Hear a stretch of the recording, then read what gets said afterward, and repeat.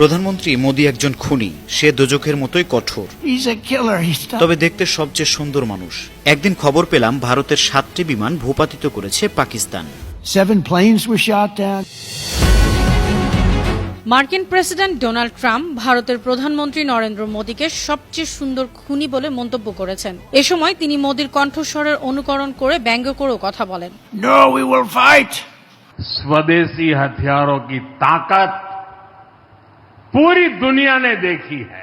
অন্যদিকে পাকিস্তানের প্রধানমন্ত্রী ও ফিল্ড মার্শালের প্রশংসা করেছেন, বলেছেন শেহবাজ শরীফ একজন অসাধারণ নেতা এবং আসিম মনির একজন সাহসী ফিল্ড মার্শাল।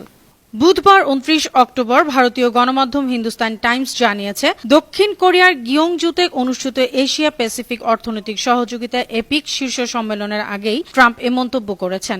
এ সময় ট্রাম্প দাবি করেছেন তার এক ফোন কলেই থেমে গিয়েছিল ভারত পাকিস্তানের যুদ্ধ।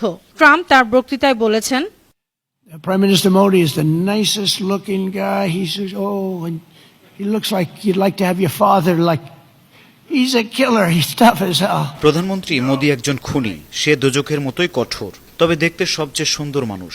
তার প্রতি আমার প্রচুর শ্রদ্ধা ও ভালোবাসা আছে। আমাদের সম্পর্ক খুবই ভালো। পাকিস্তানের প্রধানমন্ত্রী শেহবাজও একজন অসাধারণ মানুষ। তাদের একজন দক্ষ ফিল্ড মার্শাল আছেন, তিনিও একজন দুর্দান্ত ব্যক্তি। আমি তাদের 3 জনকে ব্যক্তিগতভাবে চিনি। একদিন খবর পেলাম ভারতের 7টি বিমান ভূপাতিত করেছে পাকিস্তান। পরিস্থিতি খুবই গুরুতর।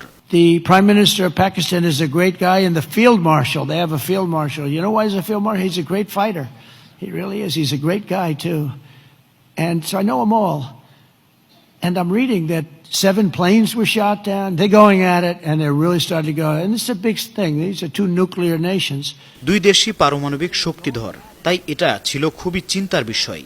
আমি মোদিকে ফোন করে বললাম, যদি আপনি পাকিস্তানের সঙ্গে যুদ্ধ শুরু করেন, আমরা বাণিজ্য চুক্তি করতে পারবো না। মোদি আমার প্রস্তাব নাকচ করে দেয়। এ সময় ট্রাম্প মোদির কণ্ঠস্বরের অনুকরণ করে বলেন, No, we will fight. না, আমরা লড়ব।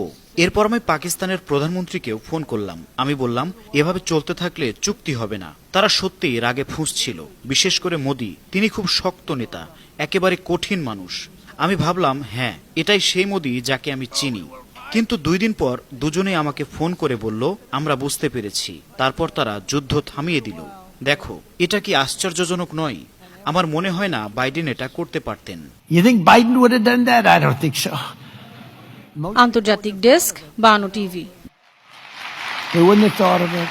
No, but here we are. We're doing deals.